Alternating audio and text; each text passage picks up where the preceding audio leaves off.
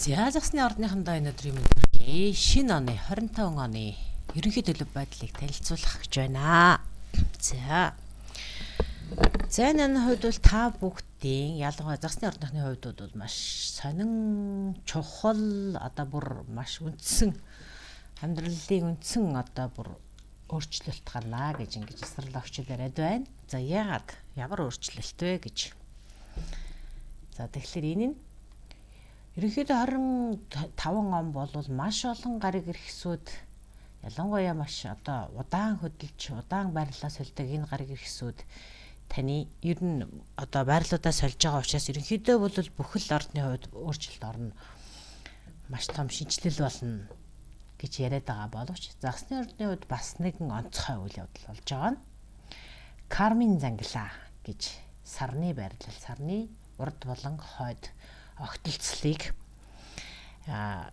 ведийн зурхад бол энийг сарны байрлал буюу кармин зангилаа гэж хэлдэг. За энэ зангилаа гэдэг нь энэ хоёр огтлцол сарны хойд урд хоёр цэгийг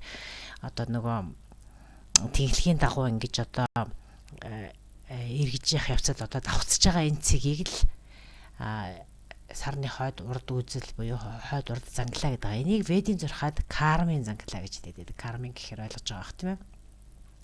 Үлийн үрийн яг тэр огтлцох нэг том хувьсэл өөрчлөлт болох цэгүүдэл гэсэн утгаар ойлгож иж болж байгаа юм.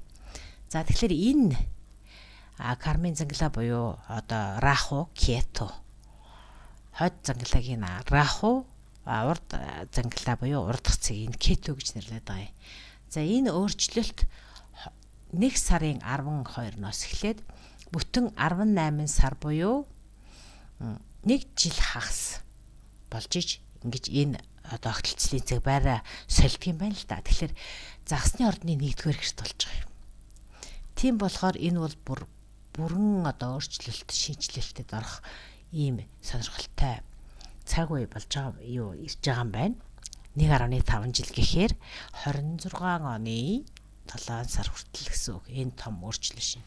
Тэгээ дээрэс нь кармин гэж байгаа болохоор үлийн үр гэдэгтэй холбоотой шүү дээ. Юу тарьсан тэрнийхээ үрийг үзнэ л гэсэн утгатай тийм том өөрчлөлтүүд гарна гэж байна. За тэгэхээр үлийн үр гэж яриад хаа жоохон хүнд сонсогдоод байдаг юм шиг санагддаг учраас кармин гэдгээр нь яриад явчихъя гэж ингэж ойлгож байна. За яг энэ өөрчлөлт хэдийд та нарт болсон бэ гэж 18 жилийн өмнө бас яг таны 1-р гэрт өөрчлөлт болж ижээ гэж.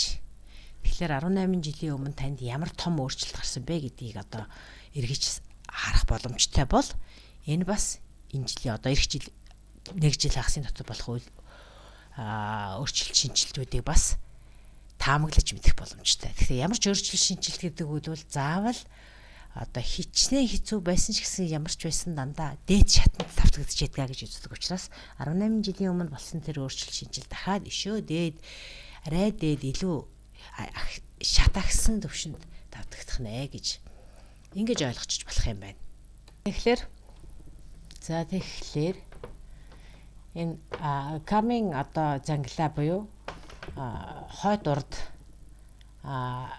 огтлцол гэж яриад байна шүү дээ. За рахугийн нь бол хойд огтлцол, кетогийн урдх огтлцны цэг гэж үздэг. За яг энэ цэгүүдэд дандаа тийм нар буюу сарны хэртэлтүүлд болдог.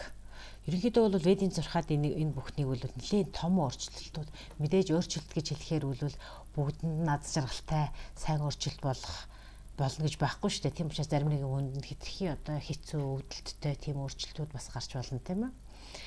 За тэгэхээр хойд зангилаа буюу раху нь болохоор 1-р гэрт түүний урдх зангилаа нь 7-р гэр яг тэр нэгийн эсрэг талд яг ийм диагоналдсан тэр цэгийг урд цэг гэж хэлж байгаа юм. Энэ бол 7-р гэрт чинь болох нь. Тэгэхээр 1 гэдэг бол та өөрөө 7 гэдэг бол бусадтай харилцах бүх төрлийн харилцаа ажил, төрөл, гэр бүл, найз нөхөд, хайр дурлал бүх төрлийн харилцааг илэрхийлдэг түншийн харилцаа аль биесний тийм ээ. За энэ бүхэнд л өөрчлөлт гарах. Тэгэхээр урд цэгийн бол ирээдүйд болох үйл явдлыг илэрхийлнэ.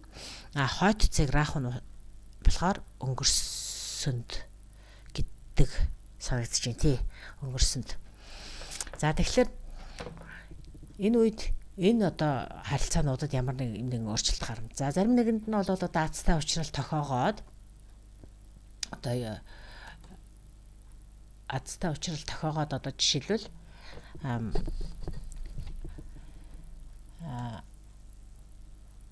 хайр дурлал гэрлэлт энтэр гэсэн маш одоо азтай тохиолдлууд байж болох боловч хин нэгэнд нь магадгүй олон жилийн туршид таагүй байсан харилцааг бол одоо шууд эвдэх эцс болгох ийм боломж бол бас гарч ална гэж байгаа юм. За тэгээд нэгдүгээр гэр гэдэг бол чийг чамайг эрхлэлж байгаа учраас чи өнгөрсөнд байснаас шал өөр хүн болж хувирах, өсөх, дэвжих, өөрчлөгдөх ийм боломжууд гарна гэж байгаа. Тэгээд энэ зэгүүдэд нар сарны хэртэлт болдог болохоор мэдээж нар сарны хэртэлт гэдэг үл хэдийгээр бид нар одоо монголчууд ч гэсэн одоо сар хэртэлтийг раахуу зэлгч эртнээс бол раахуу гэдэг амтан сарыг зарлагдгийн гэлээ нарыг зэлгдгийн гинлээ гэж ярьдаг штэ.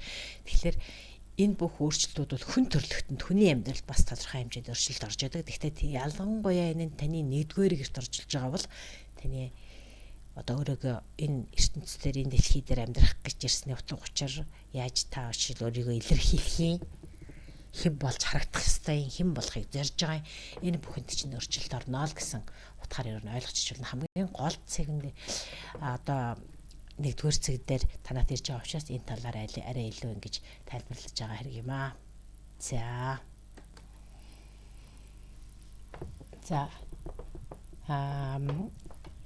нар сарны хэртэлтүүд болно гэд хэлчихсэн тийм ээ. Тэгэхээр эхний хэртэлт бол та бүхний за хэлж байгаараа хэдгээр гэрт байх нь. За таны 7 дугаар гэрт эхний хэртэлт болох нь. За энэ нь бол таны харилцаа холбоонд ч нөлөөлнө л гэсэн үг. За хүмүүс бол яг нар сарт хэрчил байдаг бид нарт нэг хамаагүй гэж боддог. Гэвч энэ кармын занглаа буюу одоо раху таны нэгдүгээр гэр кету 7 дугаар гэрт болж байгаа яг энэ одоо тийм гол цэг нь загас болж байгаа учраас энэ бүхэн та нарт нэлээд хамаатай гэж энийг тайлбарлаад байгаа юм. За тэгэхээр 7 дугаар гэр гэхээр бүтэрлийн харилцаа тэрэн дундаа романтик харилцаа, аль эсвэл гэр бүлийн харилцаа, хайр дурлалын харилцаа. За тэгэхээр энийг бол та бүхэн 3 сарын 15-нд анхны тийм хэртэлт болох үед энийг өндөрөх ёстой. За тэгэхээр хайр дурлал нэг бол одоо цэцгэлж хөгжих, урагшлах ахих, аль эсвэл салах бас нэг ийм онцгой ийм хүчтэй тийм нөлөө бас үзүүлж магадгүй гэж байгаа юм. За дараагийнх нь бол 3 сарын. За 14-ийнх нь бол сарны хэртэлт. 29-ийнх нь 3 сарын 29-ийнх нь бол нар хэртэлт. За нар хэртэлт бол таны 10 дугаар гэрт болох нэ.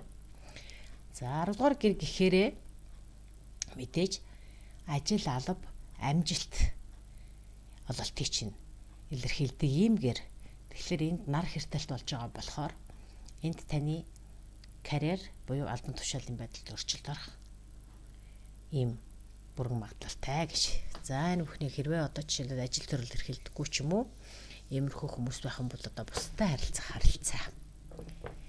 Тэг гэр бүлийн харилцаа, ерөнхийдөө түшлийн харилцаа. За иймэрхүү. За амжилт ололт бас энэ 10 дугаар гэрт хамаардаг. За дараа нь 9 сарын 7-нд сар хэртгэнэ. За энэ сарны хэртэл дахиад загасны 21-р гэрт болно. За энэ хэртэлтээр яах вэ гэхээр 1-р гэр чи чамайг өөрөө чинь илэрхийлж байгаа. Маш алдарших бас боломж болдно. Ямар нэгэн одоо шийдээгүй асуудал байгаа бол тэрийгэ тодорхой болгоход боломж олдно гэж байна. За дээрэс нь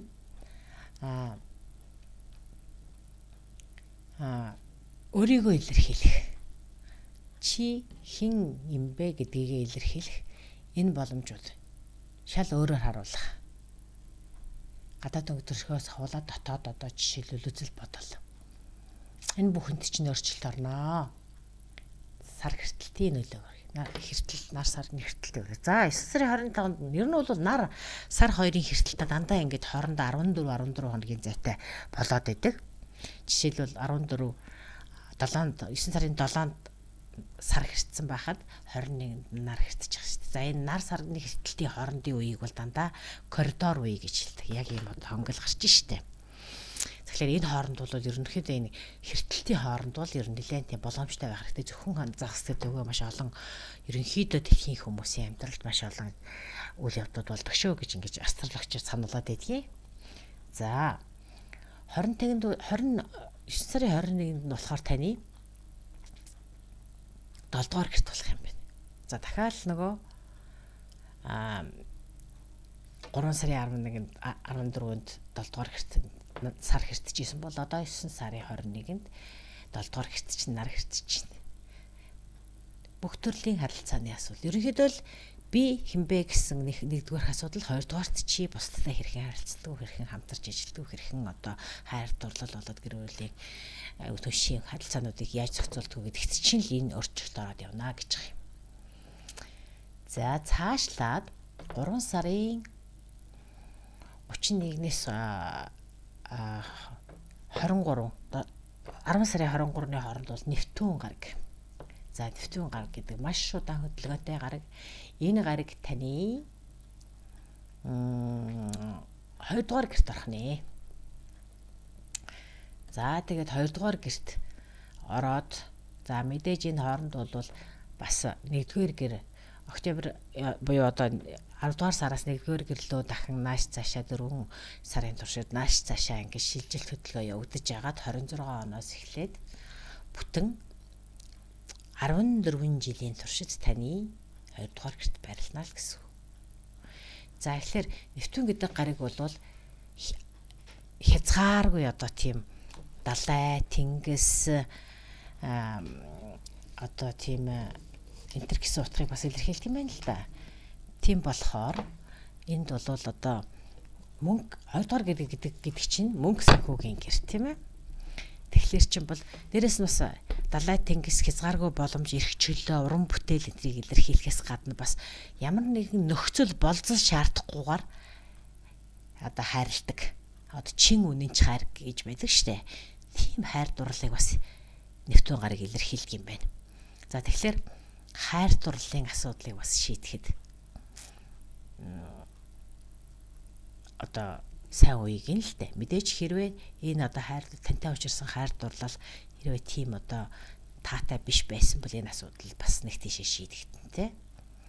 За тэгээд дээрэс нь эн чинь бас Нептун гараг хязгааргүй боломж далай тэнгис гэдгийг илэрхийлдэг болохоор мөнгө төрөний тийм одоо асуудлыг шийдэх мөнгө санхүүгээ одоо идэвхжүүлэх одоо мөнгө гэдэг чинь одоо 20 дугаар гэр гэхдээ мөнгө гэхдээ бүр яг чиний өөрийн чинь хөдөлмөрлөж олдог мөнгийг илэрхийлдэг.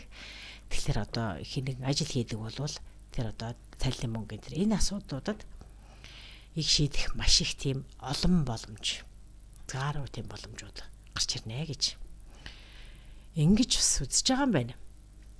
За магадгүй тэгээд дээрэс нь энэ бол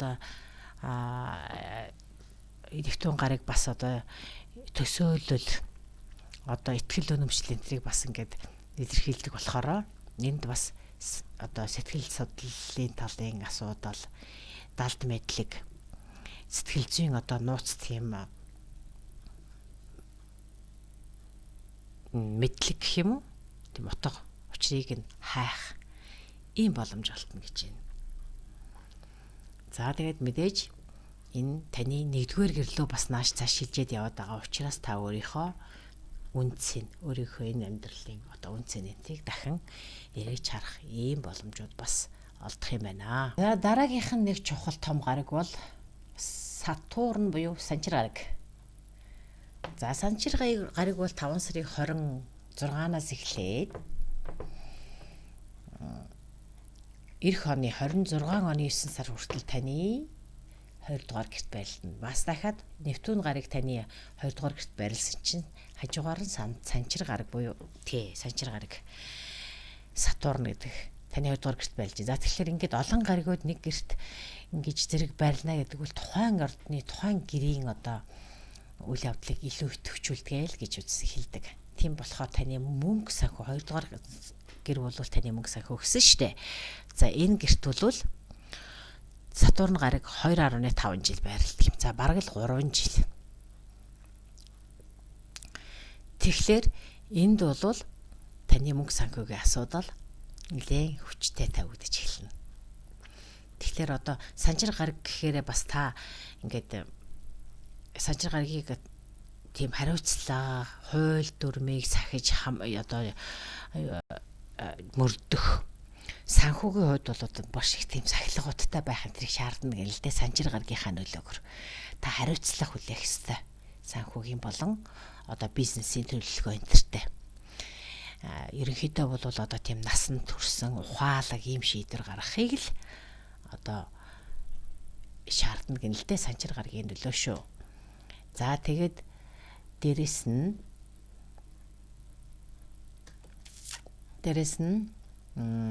яг тэр санчир гарын нэвтэнтэйг одоо нэгтгэхийн үед бол та ингээд мөнгө санхүүгийнхаа талаар нэлээд тийм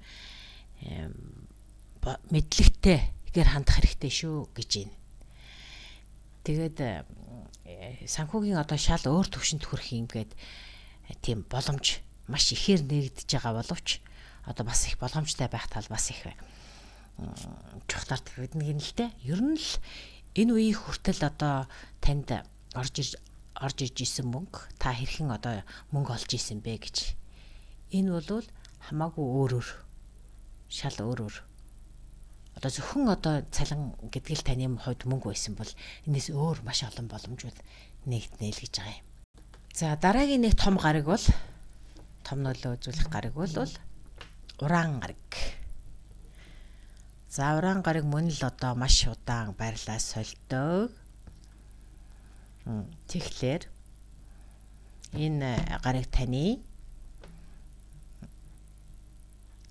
7 дугаар гэрт орж байгаа юм байна. За 7 дугаар гэр хэдийд орох вэ гэхээр 7 сарын 8-наас 11 сарын 9-ний хооронд. За ингэж ороод тэгээд 7 жилийн туршид буюу туршид байна. Уран гараг бол бас л удаан хөдөлгөөнтэй гараг учраас ийм байх юм байна л да. За тэгэхээр 4 дугаар гэр гэдэг бол яг чиний амьдардаг орон байр, ээжийн чинь гэр орон. За тэгээд дээрэс нь өөр юу хариуцдаг вэ гэхээр үл хөдлөх хөрөнгө. Тийг хариуцдаг юм гэр юм байна л да. Тэгэхээр магадгүй та одоо орон гэр оршин сууж байгаа газрынхаа талаарх одоо зарим нэгэн шийдэх асуудал байгаа бол тэр асуудал чинь хүчтэй тавигдана. За тэгээд дээрэс нь бас аяллыг хариуцдаг. Ээж одоо тайгаа холбоотой зарим нэгэн одоо шилжилт хөдөлгөөн юм бас шийдэх хэрэгтэй болж магадгүй гэж байна. За магадгүй зарим үед уран гэдэг бол нөгөө тийм гинтийн өөрчлөлт. Тийм жоохон тийм тогтворгүй байдал, гинтийн өөрчлөлтийг илэрхийлдэг. Дээрээс нь уран гарыг бас эрхчлөөг илэрхийлдэг. Жишээлбэл одоо ямар нэгэн хин нэгэн хүнээс хараат байдалтай гэр бүл болон санхүүгийн асуудлаар зарим нэг хараат байдалтай байгаа бол та гинтийн тэр бүх асуудлуудаа ингээд цэг тавиад та өөр эрхчлөөтэй болчихдог ч гэдэг юм уу. За ийм нэг юм байдаг юм байна. За тэгээд дээрэс нь энэ барууны эцурхаад ингээд голнол гэр бүл гэдгийг шийддэг гэрээ гэж хэлээд байдаг бол Ведийн зурхаад болохоор бас арай жоохон өөрөөр хэлдэг. Тэрний юу вэ гэхээр мэдээж эргэн тойрны чамтай юу харилцдаг одоо бүх төрлийн харилцаа илэрхийлэхээс гадна таны одоо ийм сэтгэл зүйн байдал, таны одоо ямар нэгэн одоо зүйлд хандах таны одоо мэдрэмж энтертэй ч нэг холбоотой байдаг гинэ. За тэгээд дээрэс нь бас энд үр хөвгттэй ч холбоотой. За мэдээж гэр бүлтэй холбоотой байгаа болохоор энд чинь хүүхдийн хүмүүжил төр хүний одоо хүүхдийнхаа одоо боловсролд яаж анхаарах вэ? Энтер гэдэг асуудлыг бас хүчтэй тавьж эхэлдэг гэж байна. За тэгээд дээрэс нь өөр нэг зүйл бол сэтгэл зүйн хувьд болохоор энэ асуудал 4-р гэрт бас сэтгэл зүйн шийдэж чанарыг илэрхийлдэг гэж Ведийн зурхаад үзээд байгаа юм л да. Тэгэхээр энэ үед бол таны одоо янз янзын өөрчлөлтөөс шалтгаалаад та одоо сэтгэл зүйн аюу тийм эмзэг байдалд ордог ч юм уу те. Магадгүй одоо сэтгцийн жоохон тийм айгу хэцүү одоо тийм шийдэхэд хэцүү байдлаасаа болоод сэтгцийн хувьд одоо юм маш тогтворгүй болдог ч юм уу, нэг иймэрхүү бас таагүй нөлөө байж магадгүй шүү гэж ингэж үзэж байгаа юм байна. За тэгээд дээрэс нь оюун санааны бас өөрчлөлт энтрийг бас 4-р гэр илэрхийлдэг гэж Ведийн зурхад хэлээд байгаа юм л да. Тэгэхээр бол одоо зарим нэгэн хүн нь итгэл үнэмшил одоо шашин шүтлэг энтерт маш их өөрчлөлт орох. Магадгүй зарим нь одоо шууд тийм шашны болон одоо итгэл үнэмшилтэй хөтлөгдөд ямар нэгэн тийм шашин одоо сүнслэг хөгжлийн чиглэлд одоо өөрийгөө зориулах, маш ихээр одоо бясалгах, залбирах энтер гэж иймэрхүү зүйлд одоо ач холбогдол өгч маш их цагийг одоо тэр хүнд зориулах энтер үеэр ирж магадгүй гэнэ л дээ. Яагаад гэвэл энэ бол бас их өөрчлөлт уран гэдэг чинь генетийн өөрчлөлтийн маш тийм олон санаанд ормог өөрчлөлтүүдийг илэрхийлдэг болохоор энэ бүхнээс үүдээ сэтгэл зүйн одоо тийм генетийн тийм трансформац гэж ярьдаг штэ. Ийм зүйл бас орж магадгүй. Тийм учраас бас бясалгал, залбирал энтер бас тусуулж магадгүй шүү гэсэн иймэрхүү юмыг бол Ведийн зурхаа бас хэлдэг юм байна. За дараагийн нэг гараг бол ангараг гараг. За ангараг гараг гэдэг чинь маш тийм одоо эрч хүчийг ерөнхийдөө олон улсын одоо жишээлбэл таамж зурхаач тийм астрологчдод бол энийг дайнч гараг, сөргөлдөөнийг үүсгэдэг, маш их сөргөлдөө одоо зөрчлүүдийг дандаа юм Марс буюу ангараг гарагийн үед идэвхждэг энэ гэж астрологчид яриад идэг юм л да. Харин энэ хувь хүний тухайтад бол мэдээж сөргөлдөө зөрчил тэмцлээс л жоохон зайлсхийчихэд болно гэж. За тэгэхээр ангараг гараг таны 5 дугаар гэрт 1 сараас эхлээд 4 сарын 19-ний хүртэл барилж байгаа юм байна л да.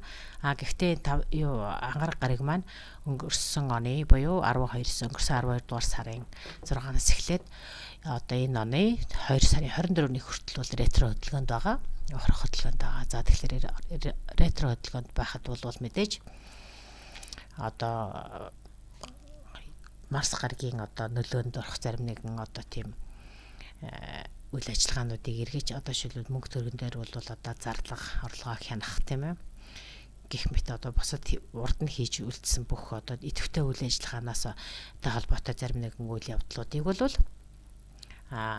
эргэж харах хэрэгтэй бол. За 5 дугаар гэр учраас энэ нь юу хариуцдаг вэ гэхээр мэдээж үр хөвгттэй холбоотой асуудал. За тэгээд мэдээж уран бүтээл таны одоо хийж хөдөлмөрлөж явдаг бүх төрлийн одоо бүтээлч үйл ажиллагаа, бүтээлч төслүүд интертэй холбоотой асуудлуудыг одоо хариуцдаг. Тийм болохоор яг энэ ретро хөдөлгөөн буюу 2 сарын 24-ний хооронд бол дээрх үйл ажиллагаатай холбоотой зарим нэгэн зүйлүүдийг алдаа байсан бол тэрийг эргэж харах, засах, сайжруулах.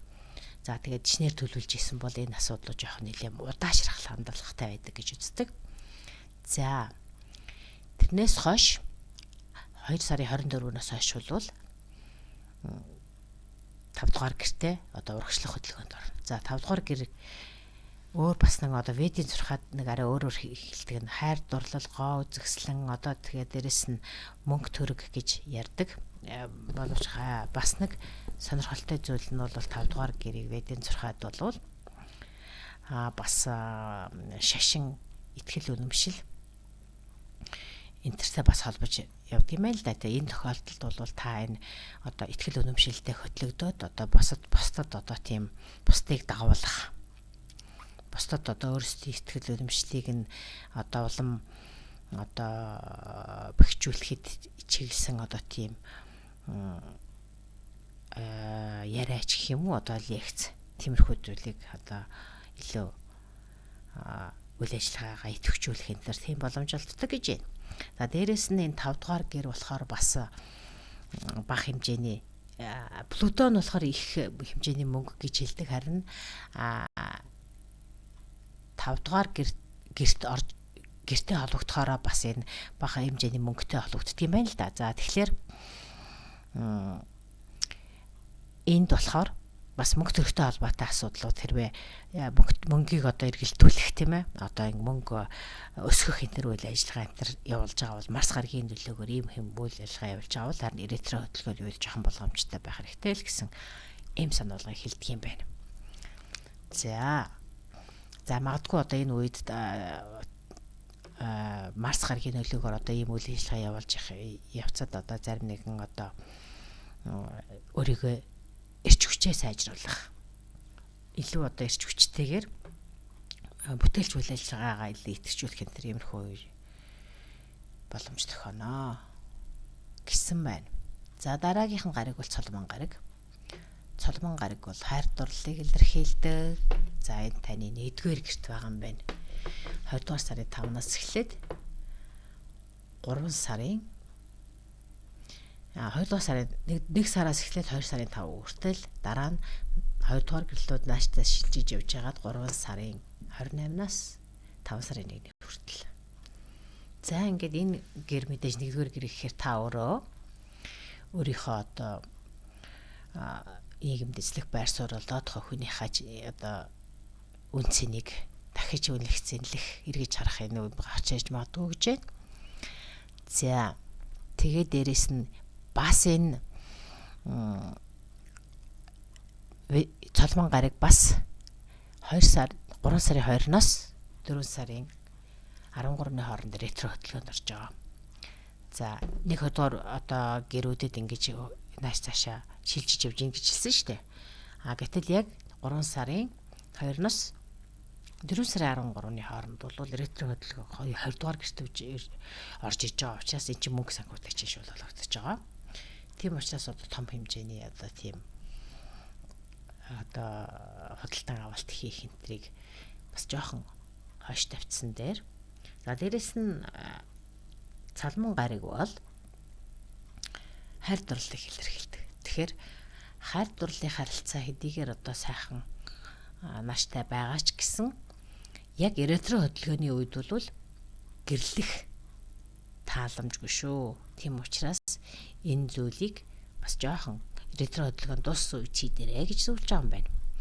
За өөр нэг үед одоо цолмон гаригийн ретро хөдөлгөөний үед бас юу хийж болохгүй вэ гэхээр гоо сайхны мес ажилбар. Ретро үед хийчихсэн гоо сайхны мес ажилбар бол заавал ямар нэгэн байдлаар алдаатай зарим нэгэн засах зүйлүүдийг дахин тийм засах шаардлага гараад идэг учраас 3 сарын 12-ноос 4 сарын 13 гэцэрлээд авчих гэх юм бол энэ үед хэрвээ мес ажилбар гоо сайхантай холбоотой үйл ажиллагааг бол инээхэн сар хагацын хугацаанд бол хойшлуулчих болно гэж. За тэгээд өөр нэгэн чухал зүйл бол 1-р гэрт таны нөгөө кармын үзэл гэдэгтээ бас 3 удаа ингэж дахиж холбогдох юм байна л да. Одоо энэ он жилүүдэд энэ 25 онд цолмон гариг 3 удаа. Эхний удаад нь бол 2 сард, дараа нь 4 сард, дараа нь 4 сард 2 удаа кармын үзэлтэй, кармын занглаа буюу одоо тэр нөгөө рахо кето гэж ярьсан шүү дээ түрүү. За тийм учраас энэ үед бол болж байгаа бас учирчж байгаа, танилцж байгаа хүмүүс энэ төр бол танд одоо бас тийм кармын нэг тийм сургамж өгч магадгүй гэсэн юм хэлж байна. Магадгүй одоо тэр бүр үнэхээр одоо бүр амьдралыг чи өөрчлөхөөр чухал уулзалтч байж болно. Тэгэхээр чин амьдралыг чинь өөрчлөнө гэдэг чинь сайн ч үе тал руу өөрчилж болно, бас та бус тал руу ч бас өөрчлөх юм боломжтой учраас болгоомжтой. Одоо юм хандах хэрэгтэй гэсэн байна шүү. За дараагийнх нь болохоор Плутон гэж гараг. За Плутон гараг бол маш удаан хөдөлгөөнтэй бас л одоо их олон жилийн туршид болж иж байраа солидог таны 12 дугаар гэрт одоо орж ирж байгаа юм байна. Тэгэхээр Плутон гараг бол ийм дотоод хувь хүний чинь дотоод өөрчлөлтийг илүү илэрхийлдэг юм л да. Магадгүй таны одоо зүүн сэвэн хурц болгоч гэдэг юм уу те, маш тийм одоо ийм өнгөтэйгээр ирээдүйг зөөнсөн тийм зүүдмүүд энэ төр зүүдэлдэг ч юм уу те. Энэ бүхэн чинь бол Плутон гарагийн нөлөөг нэ. Тэгэхээр та мэдээж одоо зүйдээ хянах, зүйдээ манах гэж ярьдаг штэ. Хянах биш шүү, манах шүү. Зүйдээ манаж тэрийг одоо сайн зүүдийг бол одоо бэлгшээж хүлээж яхад бас боломжтой юм уу гэж. За тэгээ дээрээс нь бас Плутон гараг 12 дугаар гэрт очиж байгаа учраас 12 дугаар гэр бол бас өөрийн чи ураг удам та хаанаас гарсан те. Одоо бас тэр одоо өөрийн чинь тэрнтэй холбогддог гэн. Тийм болохоор одоо гэр бүлийнхаа түүхийг сонирхох бас нэг юм хандлага гарч ирж магадгүй гэж байна. За тэгээд дээрэс нь ерөнхийдөө таны амьдарч ажиллаж байгаа, харьцаж байгаа хүмүүсийн хүрээ өөрчлөгдөж магадгүй. 12 дугаар гэрийн өдөө шүү дээ. За тэгээд 12 дугаар гэр бас л одоо тэр нууцтаалт мэдлэг, за тэгээд сэтгэл зүйн эмчилгээ, өөрийгөө эмчлэх энэ гэсэн иймэрхүү сэтгэл зүйн талын одоо тийм дадал зуршлуудыг одоо хийж сурах энтерт их анхаарлаа хандуулж магадгүй гэж байна. Өөрөөр хэлбэл энд чинь бас амьдралын арай нэг өөр тал. Одоо бид нар материалын ертөнцийг хардгаас арай өөр талуудыг илүү сонирхож эхэлнэ гэж. За. Плутон гарагийн өөр бас нэг чухал нөлөө нь бол их хэмжээний мөнгийг илэрхийлдэг юм байна л та. Тэгэхээр одоо их хэмжээний мөнгөний урсгал одоо орж ирэх юм боломж үе таалгууд нэгэн. Тэгэхээр энэ Плутон гараг таны 12 дугаар гэрт бол 20 жилийн туршид байрлах юм байна л да. Тэгэхээр энэ бол шууд 25 онд л бүх юм ингээд өөрчлөгдөж гэсэн үг биш. Ингээд алгуур ханаар энэ 20 жилийн туршид таны мөнгө санхүүгийн одоо боломж тэр бүхэн өөрчлөгдөх. Эсвэл зарим нэгэн бун одоо жишээл мөнгө санхүүгийн зарим нэгэн одоо дарамтнаас салахч гэдэг юм уу те. Урагшлахад ч одоо саад болоод байсан тэр нэгэн одоо саад бэрхшээлүүдээс салах. Иймэрхүү боломжууд үүснэ гинэ. За дараагийн гариг бол мэдээж Меркури гариг. Меркури буюу буд гариг гэдэг тийм ээ. За энэ гариг бол 3 удаа ухралт хөдөлгөөг жилдээ хийдэг. Эхнийх нь бол 3 сарын 15-наас 4 сарын 7-ны хооронд таны бас дахиад 2 дугаар гэр буюу мөнгө санхүүгийн чинь гэрт ухрах хөдөлгөөн хийх нэ. Ретро хөдөлгөөний үед бол дандаа том зүйлийн одоо үйл ажиллагаа мөнгө төрхтэй холбоотой том одоо гэрээ хилцэлт гарын өсөх зорх том одоо хөрөнгө оруулалтын хэмжээг бас зайлсхий гэж хэлдэг штэ. За 2 дугаар ухрах хөдөлгөөн нь бол 7 сарын 18-наас 8 сарын 11-ний хооронд таны 6 дугаар гэрт. За 6 дугаар гэр гэдэг бол ажил төрөл таны эрүүл мэнд гэдгийг хариуцдаг. Тэгэхээр ажил болоод өөрийнхөө эрүүл мэндийн хоорондох баланс, тэнцвэрт байдлыг хангаж бас бодож ухаалаг одоо тийм төлөвлөгөө гаргаарай гэж зөвлөж байгаа юм байна. За дараагийнх нь бол 11 сарын 20-наас 11 сарын 29-ний хооронд таны 10 дугаар гэрт буд гарыг ухрах юм байна. За энэ 10 дугаар гэр гэдэг бол таны зорилго, албан тушаал, нийгмийн байр суурь, амжилт энэ бүхнийг илэрхийлдэг. За энэ тэгэхээр ухрах хөдөлгөөний үед энэ талын асуудлууд илүү хөндөгднө л гэсэн үг. За энэ мэт байдлаар одоо ингээд 25 оны ерөнхий төлөв байдал загсных дээр бол нэлээд сонирхолтойгоор гарч байна. Тэгэхээр та бүхэнд одоо энэ ярьсан энэ бүхэн дурдсан бүх зүйлүүд танд сонирхолтой санагдаж байгаа бол мэдээж блогийн маань найз нөхдөдөө хуваалцаарай. Subscribe дараад коммент ямар зүйл нь таарч байна вэ гэдгийг бас коммент бичих юм бол энэ бас их сонирхолтой судалгаа болох болно. За тэгээд та загсныхандаа 25 он бүх талаар танд амжилт сайн сайхан мөхний очих болтугай гэж өрөөгөөд энэ удаагийн хагаад өсгөлё.